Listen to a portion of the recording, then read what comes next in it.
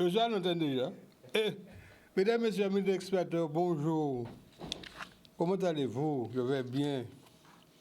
On va essayer de lever le débat aujourd'hui parce qu'il y a des choses très très importantes qui se passent aussi bien en France que sur le plan international. Vous avez peut-être suivi les informations et un événement. Monsieur Poutine fait l'objet d'un mandat d'arrêt de la Cour pénale internationale. Vous avez peut-être entendu parler de la Cour pénale internationale, mais vous ne savez pas exactement de quoi il s'agit. Alors je vais essayer de vous apporter quelques informations, parce que moi je suis passé par 2 fois dans 2 dossiers de la Cour pénale internationale. La première fois, il s'agissait donc de la Bosnie-Herzégovine, puisque j'avais été dans l'équipe désignée par l'ONU à cette occasion, à Srebrenica notamment, où j'ai rencontré d'ailleurs notre ancien préfet de la Guadeloupe, Dominique Vian, qui faisait partie de cette même délégation. Et également à Sarajevo. Je l'ai déjà dit ici, j'avais indiqué dans quelles conditions. Et quand la Cour pénale internationale a jugé Milosevic et les autres responsables de la Bosnie, j'ai dû intervenir en télévision pour dire voilà ce que j'ai vu parce que j'étais témoin à l'occasion. Et la deuxième fois, c'est quand il y a eu ce grand drame au Rwanda, où j'ai participé à une mission qui était dirigée par la Russie, du président Eltsine, et dans le cadre de mon activité, j'étais convié à apporter une aide à Kigali, à l'aéroport de Kigali, pour la distribution de l'aide humanitaire. Et c'est parce que je suis un spécialiste de la logistique que mon nom a été retenu pour cette mission-là. Et là aussi, quand la Cour pénale internationale a jugé Milosevic et les autres responsables de la Bosnie, mon témoignage aussi a servi. Alors, qu'est-ce que la Cour pénale internationale? Je vais vous donner quelques informations. La Cour pénale internationale est une juridiction permanente destinée à punir les crimes les plus graves contre le droit humanitaire international lorsque les criminels ne peuvent être jugés dans leur pays. Les statuts de la CPI ont été adoptés lors de la Convention de Rome du 17 juillet 1998. Quelle est la compétence de la Cour pénale internationale? La Cour pénale internationale siège à La Haye, donc en Europe, aux Pays-Bas, et est composée de 18 juges élus par les États parties de la Convention de Rome. Pour un mandat de 9 ans, la compétence de la CPI est en réalité assez limitée. 3 raisons l'expliquent.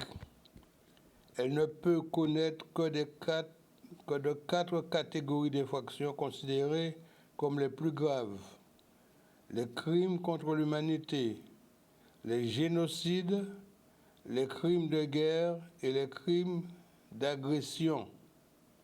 Elle ne peut intervenir que si le crime a été commis sur le territoire d'un État ayant signé la Convention ou si le mis en cause est un ressortissant de l'un de ces États.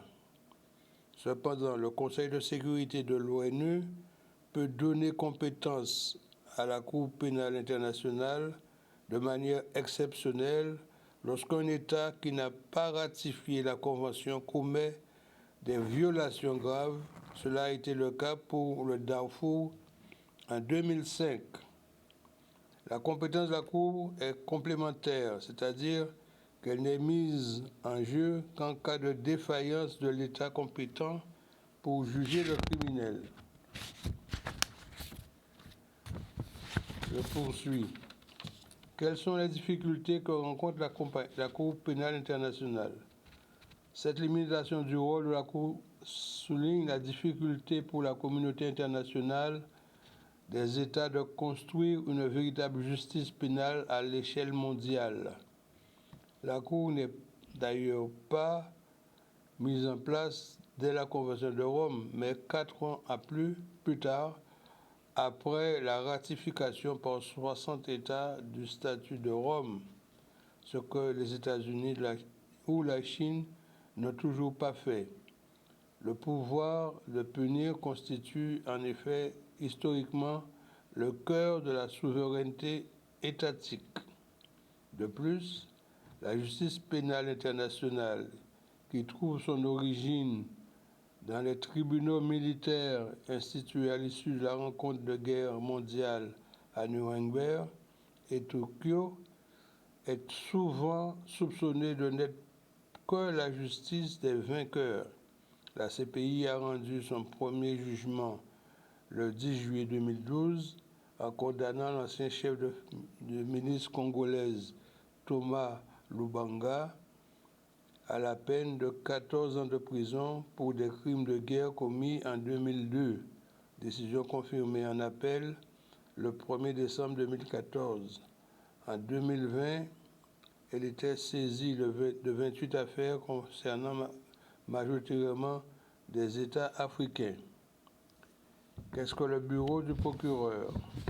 Le bureau du procureur est un organe indépendant de la Cour qui est compétent pour examiner les situations dans lesquelles un génocide, un crime contre l'humanité, un crime de guerre ou un crime d'agression pourrait avoir été commis. Le procureur sélectionne de façon indépendante et impartiale les faits susceptibles de relever de la compétence de la Cour afin de déclencher des enquêtes et des poursuites contre les individus responsables de ces crimes. Alors, pour venir au cas de M. Poutine. M. Poutine est président de Russie, de la Confédération de Russie. C'est un ensemble de pays qui sont constitués en confédération et la Russie en est le leader. Il a déclenché la guerre contre l'Ukraine. Officiellement, dans son esprit et dans ses dires, ce n'est pas une guerre, mais c'est une mission spéciale pour aller combattre les nazis qui se trouvaient, soi-disant, en Ukraine. Jusqu'à présent, il a fait des choses atroces, beaucoup de morts des deux côtés, et surtout la déportation des enfants. Et c'est sur ce point précis que la Cour pénale internationale a lancé l'arrêt. Et comment ça peut se passer? La Cour pénale ne peut pas envoyer quelqu'un ou bien des gendarmes aller arrêter Poutine en Russie. Mais il y a 193 pays qui font partie, qui sont signataires de l'accord de Rome et qui sont membres de l'ONU. On ne peut pas aller le chercher, mais si jamais il met les pieds dans un pays qui a signé la Convention de Rome, le pays en question va l'arrêter. Et ça veut dire que Poutine, il est chez lui, il a des relations avec la Chine, donc il peut aller en Chine, qui n'a pas non plus signé la Convention de Rome. Il peut aller dans tous ces pays autoritaires, notamment la Corée du Nord voire même la Turquie, qui est pourtant un membre de l'Alliance Atlantique, sans qu'on y arrête pour autant. Mais si par hasard, il se déplace dans un pays tel que l'Europe occidentale, tel qu'un pays américain, tel qu'un pays qui a signé des accords de coopération avec l'ONU. Ces pays-là sont appelés à l'arrêter dès sa descente d'avion. Donc il fanfaronne, bien sûr, il dit qu'il est le plus fort, qu'il a les armes les plus puissantes, mais si jamais il ose aller dans l'un de ces pays-là, il sera arrêté. Et une fois qu'il sera arrêté, il sera transmis à La Haye et est emprisonné à La Haye pour y être jugé par la Cour pénale internationale. Voilà donc ce que je voulais vous dire sur cette affaire-là. Nous attendons les développements parce que c'est seulement hier que les choses se sont passées. Bien entendu, j'ai reçu, comme vous le savez, des informations directes par l'ONU et c'est pourquoi je vous en parle aujourd'hui. Et autre fait, c'est le 49.3 que la Première ministre a déclenché sur demande spécifique du président de la République. Je ne prends pas parti dans cette affaire. Je suis à la retraite, je suis retraité, mais je dis qu'il y a des choses qui méritaient être modifiées et améliorées.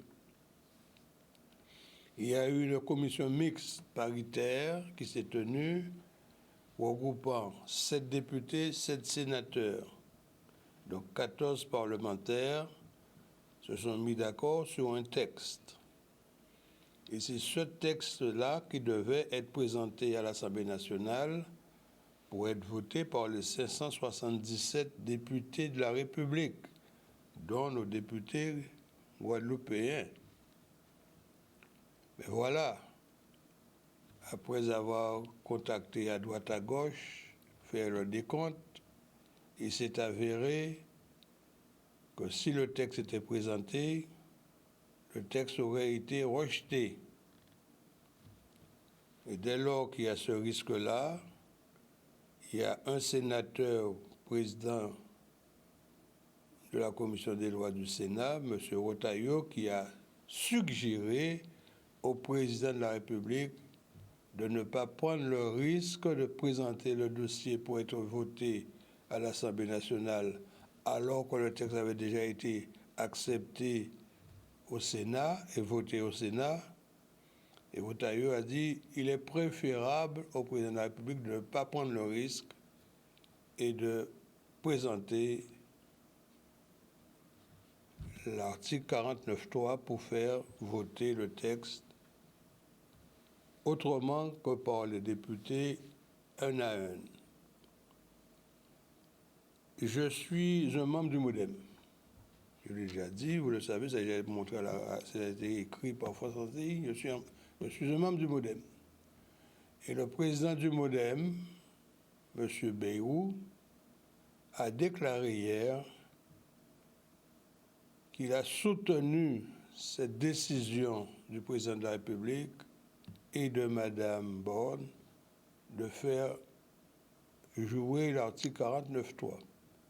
Parce que si le vote avait eu lieu et que le texte aurait été rejeté, ce projet de loi n'existerait plus.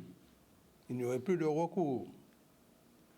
Donc, une fois que l'Assemblée nationale a voté contre un texte du gouvernement, le gouvernement présente sa démission. Madame Borne aurait dû présenter, le cas échéant, la démission de son gouvernement. Et donc, le texte n'aurait pas été voté et la France n'aurait pas eu de gouvernement non plus. Donc, il faut être raison gardée et considérer que le moins mal a été fait. Et maintenant qu'il y a cette décision qui doit être votée au titre de l'article 49.3, la Constitution prévoit que dès lors qu'il y a cette demande du gouvernement, les groupes parlementaires peuvent à leur tour faire un dépôt de motion de censure. La motion de censure a été déposée hier. C'est une motion de censure qui a été présentée par la LIOT. La LIOT est un groupement de parlementaires dont font partie les élus guadeloupéens. Et c'est la semaine prochaine que le débat va être à nouveau ouvert pour ce sujet-là. Alors, je dois rappeler que quand il y a motion de censure, ce sont uniquement les députés présents lors de la séance qui peuvent participer au vote. La majorité actuellement à l'Assemblée nationale, pour qu'un texte passe, il faut 289 voix, donc 289 députés. Si il n'y a pas 289 députés, le texte est adopté. Vous avez bien compris? S'il n'y a pas 289 voix pour adopter le texte, la loi est adoptée et va entrer en vigueur après promulgation dans les 15 jours du président de la République. Le président de la République a la possibilité aussi de ne pas publier la loi, mais il a cette faculté, une fois qu'un texte est passé à l'Assemblée nationale, de promulguer la loi dans les 15 jours. Alors nous sommes dans cette situation-là. Est-ce qu'il y aura suffisamment de députés pour voter contre le texte? On verra. Et les abstentionnistes sont considérés pour le texte. Seulement ceux qui votent contre, qui sont enregistrés et qui peuvent permettre à ce que la loi ne passe pas. Et dans ce cas-là, automatiquement, le gouvernement présente sa démission. Et quand il y a démission du gouvernement, automatiquement, il y a de nouvelles élections au niveau législatif. Parce qu'une fois qu'il n'y a plus de gouvernement, l'Assemblée est dissoute par le président de la République et tout le monde retourne aux urnes. Sauf le président parce qu'il est là pour 5 ans. Donc il sera toujours là jusqu'à l'achèvement de son mandat. Et si les gens prétendent, en refusant ce texte, ils combattent le président de la République, c'est une erreur parce que le président de la République a déjà fait 2 mandats. Il ne peut pas se représenter un 3e mandat. Donc il est là tranquillement, il va aller jusqu'au bout, quelle que soit la majorité parlementaire qui existerait, il sera toujours président de la République et il sera là aussi, il a la possibilité de prendre des ordonnances pour faire passer des textes. Voilà ce que je voulais vous dire aujourd'hui, mesdames, messieurs. J'espère que vous avez enregistré l'essentiel de la situation. Donc, M. Poutine est considéré comme un délinquant. Il a été, disons, à la suite de la décision du procureur de la Cour pénale internationale, il est considéré comme un monsieur qui peut être arrêté dès lors qu'il franchirait les frontières d'un pays qui a signé la Convention de Rome. C'est essentiel. Et dans le même mouvement, le texte dit que lui, il est poursuivi, mais toutes les personnes qui ont participé à cette action de génocide en prenant les enfants ukrainiens pour les envoyer en Russie et changer leur nom, changer leur prénom leur obligeant d'apprendre la langue russe au lieu de leur langue maternelle, la langue ukrainienne, eh bien, tous les gens qui ont participé à ce forfait-là sont complices du président Poutine. Et ça va beaucoup plus loin. Les États qui continueraient à avoir des relations avec Poutine peuvent être considérés comme complices de l'action de Poutine. Il y a le président Xi Jinping qui se rend lundi en Russie. Eh bien, je pense qu'à la suite de cette décision de la Cour pénale internationale, ce sera peut-être la dernière fois qu'il se rendrait en Russie, parce que dès lors qu'il continuerait à avoir des relations très proches avec Poutine, il sera considéré comme complice de Poutine. Voilà, mesdames, messieurs, ce que je vais vous dire aujourd'hui. J'espère que vous avez tout enregistré. De toute manière, cette émission de Canal 10 sera sur Internet et également sur Facebook. Vous pouvez le revoir dans nos podcasts. Il pleut légèrement, mais il pleut. Ça va donner un petit peu d'eau aux agriculteurs, rafraîchir un petit peu les champs. Mais la région, par son président, avec la tutelle du préfet, ont débloqué de l'eau qui était confisquée pour se faire au barrage de Moreau. C'est un moindre mal, mais nous espérons, grâce à Dieu, que la pluie va tomber et que nos agriculteurs auront de l'eau pour planter nos fruits et nos légumes qu'on retrouverait par la suite sur nos marchés. Bon week-end à vous tous, prudence sur les routes et à samedi prochain dans le cadre du Forum libéral.